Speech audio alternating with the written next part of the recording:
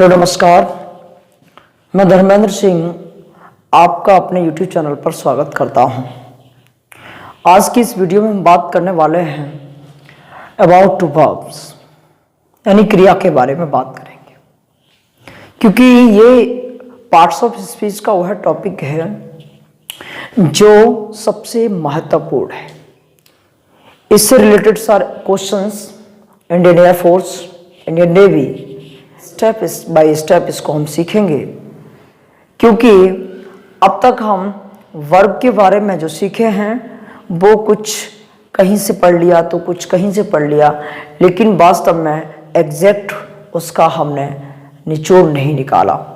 लेकिन आज हम इस बात का वादा करते हैं कि इस वीडियो को देखने के बाद आपके दिमाग में वर्ब से रिलेटेड कोई भी क्वेश्चंस या क्वेरीज नहीं रह जाएगी, और फिर भी कोई रह जाती है तो कृपया हमें कमेंट बॉक्स में कमेंट कीजिए। हम संभवतः आपको उसका जवाब देने का प्रयास करेंगे। चलो चलते हैं, शुरुआत करते हैं। वर्ब्स यानी क्रिया होती क्या है, क्रिया किसे कहते हैं? तो इस क्वेश्चन का जवाब तो 3rd क्लास के बच्चों से शुरुआत हो जाती है। क्रिया क्या होती है, हिंदी में भी आता है और इंग्लिश में भी आता है आपका। तो इंग्लिश और हिंदी दोनों में हम परिभाषा इसकी समझेंगे, उसके बाद इसके महत्व के बारे में समझेंगे, यानी इसका क्या उपयोग है, हम क्यों पढ़ते हैं वर्ब को। इसके बाद हम इसके काइंड्स के बारे में बात करेंगे और हम ये जानेंगे कि एडवांस और बेसिक काइंड्स ऑफ वर्ब क्या होते हैं। तो चलिए शुरुआत करते हैं डेफिनेशन ऑफ वर्ब से। Definition of verb,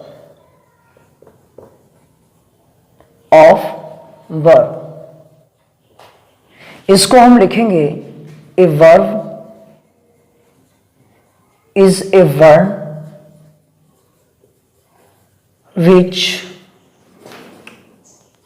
denotes any action. A verb is a word which denotes any action. ये रहा हमारा इंग्लिश की डेफिनेशन।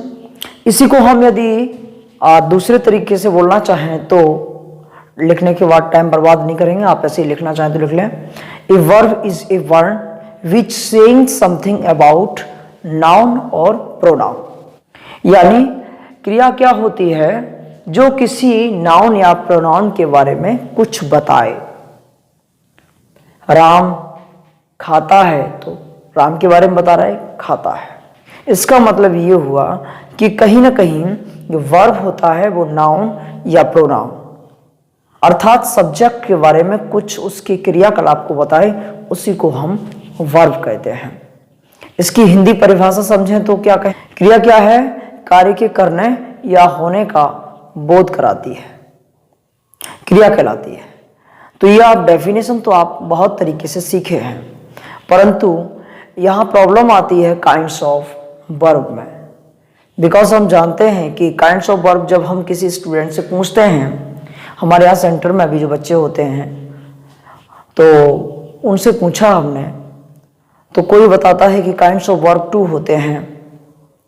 पूछो कौन कौन से होते हैं, तो कह देते हैं ट्रांसिटिव वर्ब और इंट्रांसिटिव वर्ब। हमने दूसरे बच्चे से पूछा कि काइंड्स ऑफ वर्ब कितने होते हैं, तो वो बता देते हैं कि 3 होते हैं। कौन कौन से? बोलता है कि main verb, helping verb, axillary verb. किसी से पूछा कि आप बताइए भाई कितना होते हैं, तो उन्होंने बताया कि ये तो कई प्रकार का होता है, यानी वर्ब जो होती है वो कई प्रकार की होती है। तो उससे पूछा तो उसने भी कई प्रकार बताए। तो इस तरीके से मन में डाउट हमारे में खुद पैदा हुआ कि इसकी हम रिसर्च करेंगे, क्योंकि हमारे इस चैनल का नाम है DS रिसर्च सेंटर। तो हम कभी भी कोई भी वीडियो तब अपलोड करेंगे जब उसके बारे में ज़्यादा से ज़्यादा जानकारी इकट्ठा करेंगे, सटीक जानकारी प्राप्त करके। तो ध्यान है, हमने इसको एनालिसिस किया तो पाया कि आपका जो वर्ब है वो 2 तरीके से पढ़ी जाती है। यानी वर्ब को समझने के लिए हमें दो तरीके से सोचना पड़ेगा काइंड्स ऑफ वर्ब के बारे में। वो ऐसे एकेडमिक तौर पर हम सीखेंगे तो academic high school 9th 8th 5th 6th जो भी होता है क्लासेस जो हमारा एकेडमिक तौर पे चलता है उसमें हम जो पढ़ते हैं वो नॉर्मली बेसिक पढ़ते हैं, लेकिन आज हम बेसिक प्लस एडवांस लेवल की काइंड्स ऑफ वर्ब के बारे में बात करेंगे। बिल्कुल कंफ्यूज होने की आवश्यकता नहीं। तो वर्ब जो है हमारा डेफिनेशन आप सीख चुके हैं, हिंदी डेफिनेशन हमने बता दी, आप लिख लेना, नहीं तो पहले से ही जानते होंगे आप लोग। अब हम बात करते हैं यूज ऑफ वर्ब, यानी यूज ऑफ वर्ब क्या है। यूज ऑफ वर्ब यानी जो क्रिया है उसका यूज क्या है, जिसे हम इतना पढ़ते हैं। तो ध्यान रखना जो क्रिया है वो उसके बिना तो कोई सेंटेंस बनना संभव ही नहीं है, यानी बिना क्रिया के कोई भी वाक्य बनना असंभव होता है, इसलिए इसको हमें पढ़ना आवश्यक होता है। बात समझ में आई कि नहीं? सबको आया समझ में? ठीक है जी। अब उसके अलावा ये क्रिया जो होती है न सिर्फ क्रिया की तरह ही यूज होती है, बल्कि यह कई सेंटेंसेस में एडजेक्टिव का भी काम करती है, तो कहीं यह एडवर्ब का काम करती है, कहीं यह सब्जेक्ट का काम भी करती है और कहीं कहीं पर यह ऑब्जेक्ट का काम भी करती है। इसलिए वर्ब को पढ़ना अति महत्वपूर्ण है। तो ये बात समझ में आई यूज ऑफ वर्ब क्या होता है, आप समझ चुके हैं। चलिए अब हम सीखते हैं काइंड्स ऑफ वर्ब, यानी क्रिया के प्रकार। Kinds of verb, kinds of verb, इसको हम पूरा निचोड़ इसी वीडियो में मिल जाएगा आपको, इसलिए इसको हमें समझना अति आवश्यक है। काइंड्स ऑफ वर्ब, अब थोड़ा इधर हट जाते हैं। काइंड्स ऑफ वर्ब आपके जो होते हैं वो दो होते हैं।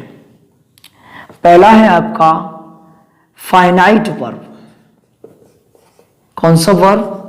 Finite verb. और दूसरा है आपका non finite verb. Non finite verb यानी फाइनाइट वर्ब का मतलब होता है, इसे हम हिंदी में क्या कहते हैं? कोई स्टूडेंट बताएगा? नहीं बता पाता, चलिए कोई नहीं। सीमित वर्ब कहते हैं इसको, कहते हैं सीमित क्रिया। तो उसको क्या कहते होंगे? असीमित क्रिया। आपके समझ लेना, नॉन फाइनाइट, नॉन लिखा है तो इसको हम गैर असीमित कह देंगे, ठीक है जी। या परिमिति और अपरिमिति भी करके लिखा जा सकता है, गैर परिमिति हो सकता है, इसको हम परिमिति क्रिया भी कह सकते हैं। तो फाइनाइट वर्ब और नॉन फाइनाइट वर्ब ये आपके दो काइंड्स होते हैं वर्ब के। उसके अलावा जब हम इनको हम क्लियर करते हैं तो ये भी आपके दो प्रकार के होते हैं। पहला है मेन वर्ब और दूसरा है हेल्पिंग वर्ब, जिसे हम एक्सिलरी वर्ब के नाम से जानते हैं। ओके, मेन वर्ब और दूसरा हो गया हेल्पिंग वर्ब। इन्हीं मेन वर्ब को हम कई नामों से जानते हैं। इसी मेन वर्ब का दूसरा नाम है लेक्सिकल वर्ब। लेक्सिकल वर्ब, इसी को हम बोलते हैं principal verb. Lexical verb, principal verb, इसी को हम बोलते हैं ऑर्डिनरी वर्ब। मतलब मेन वर्ब को हम कई नाम से जानते हैं और हिंदी में से मुख्य क्रिया कहते हैं, मुख्य क्रिया कहते हैं, और इसे हम हिंदी में सहायक क्रिया कहते हैं। आप जो सीख रहे हैं ये आपका संपूर्ण निचोड़ है वर्ब का, इसलिए आपको लगा कि हाँ ये सर ने पहले बताया था, हाँ मान सकते हैं, परंतु यह एडवांस प्लस बेसिक लेवल का है। इसके बाद आपको और वर्ब की वीडियो देखने की आवश्यकता नहीं पड़ेगी। तो मेन वर्ब, मुख्य क्रिया, हेल्पिंग वर्ब, सहायक क्रिया, ये भी आपके मेन वर्ब जो है वो भी आपका 3 प्रकार का है, 1, 2, तीन। मेन वर्ब आपके तीन प्रकार के हैं, जिसमें पहला है आपका ट्रांसिटिव वर्ब, दूसरा है इनट्रांसिटिव वर्ब, तीसरा है आपका कॉजेटिव वर्ब। ये आपके मुख्य क्रिया के तीन भाग हैं। इनमें से दो तो आपने पढ़े ही हैं, ये बेसिक लेवल में पढ़े हैं, लेकिन एडवांस लेवल पर कॉजेटिव वर्ब और जुड़ जाता है। इसके बाद करेंगे हम बात हेल्पिंग वर्ब यानी सहायक क्रिया की। तो ये भी आपके तीन प्रकार के होते हैं। इसमें पहला है आपका, आप बताएं, चलिए बताइए। ओके, पहला है आपका प्राइमरी, वेरी गुड, प्राइमरी। दूसरा है आपका मॉडल और तीसरा है सेमी मॉडल।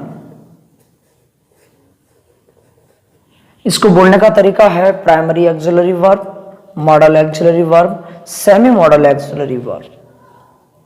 ये आप transitive verb, intransitive, causative verb हैं। और इधर देखेंगे तो हेल्पिंग वर्ब के तीन काइंड्स, प्राइमरी, मॉडल और सेमी मॉडल। आप इनके बारे में बहुत जानते हैं, ट्रांसिटिव क्या होता है, इंट्रांसिटिव क्या होता है, लेकिन कॉजेटिव के बारे में नहीं जानते हैं। तो ध्यान देना है इसके बारे में, अगले पार्ट में आपको डिटेल्ड वीडियो में आपको इसके बारे में सिखाया जाएगा। इस वीडियो में तो आपको केवल इसकी परिचय यानी इसका आइडेंटिफिकेशन टाइप यानी काइंड्स कौन कौन से होते हैं, इनके नाम याद करने हैं आपको। और अगली वीडियो में आप इनके बारी बारी से सभी के सभी टॉपिक्स को यानी मेन वर्ब, मेन वर्ब क्या है, ट्रांसिटिव, इंट्रांसिटिव, कॉजेटिव, ऐसे प्राइमरी मॉडल, सेमी मॉडल, इन सब के बारे में आपको डिटेल्ड में बताया जाएगा। उसके बाद हम दूसरे नंबर पे आते हैं नॉन फाइनाइट वर्ब। और ये नॉन फाइनाइट वर्ब जो है आपका, ये तीन प्रकार का होता है। ये आपका तीन प्रकार से इसको विभाजित किया गया है। किसको? नॉन फाइनाइट वर्ब को तीन प्रकार से विभाजित किया गया है, जिसमें आपका फर्स्ट है इन्फिनिटिव। कौन सा है? इन्फिनिटिव। फर्स्ट है आपका इन्फिनिटिव। और दूसरा है आपका जीरंट। और तीसरा है, जीरंट की स्पेलिंग मिस्टेक आप देख सकते हैं, सही है जीरंट। और तीसरा है आपका पार्टिसिपल। बात क्लियर हुई कि नहीं? आपको समझ आया कि नॉन फाइनाइट वर्ब के तीन काइंड्स हैं, इन्फिनिटिव, जीरंट और पार्टिसिपल। क्लियर हुआ कि नहीं? इन्फिनिटिव जो होता है ये आपके दो प्रकार के होते हैं। इन्फिनिटिव दो प्रकार के होते हैं, जिसमें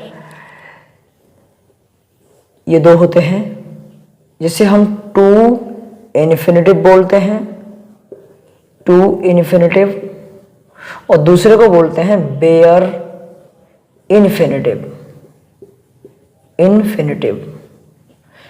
क्लियर हुआ कि नहीं?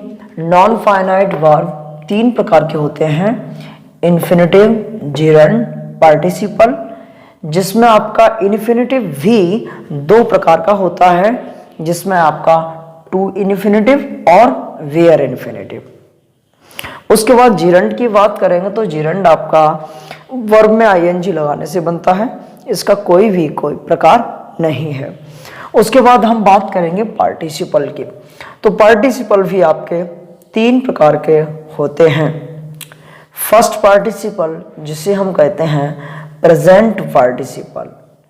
कौन सा है? Present participle. दूसरा है आपका पास्ट पार्टिसिपल और तीसरा है आपका परफेक्ट पार्टिसिपल। क्लियर हुआ कि नहीं? यानी पहला है आपका प्रेजेंट पार्टिसिपल, दूसरा है पास्ट पार्टिसिपल और तीसरा है परफेक्ट पार्टिसिपल। आपको थोड़ा इसके बारे में बता दूं तो बारी बारी से हम सब सीखेंगे तो ड्रिल वीडियो, बट इनको हम दोबारा से एक बार रिवाइज कर लेते हैं, क्योंकि यह वीडियो ज़्यादा लंबा हो जाएगा, इसलिए हम इसके बारे में ज़्यादा चर्चा नहीं करेंगे, लेकिन हाँ ये समझ लेंगे कि ये हमारा जो फाइनाइट वर्ब जो होता है, सीमित क्रिया होती है, आपकी दो प्रकार की होती हैं, यानी मेन वर्ब मुख्य क्रिया, हेल्पिंग वर्ब सहायक क्रिया। इसके तीन होते हैं, जिसमें आपका ट्रांसिटिव, इंट्रांसिटिव, कॉजिटिव। कॉजिटिव का मतलब आप समझ लेंगे, ये कारणवाचक होता है। कैसा होता है? ये कारणवाचक होता है। जैसे मैं आपसे बात करूं, इसका एक एग्जाम्पल लें। कारणवाचक ये होता है, जैसे मैं खुद काम नहीं करता हूं, इसमें करवाया जाता है। जैसे मैंने कहा कि मैंने अपनी बहन से खाना बनवाया, मैंने अपने दोस्त से एक पेज राइटिंग करवाया।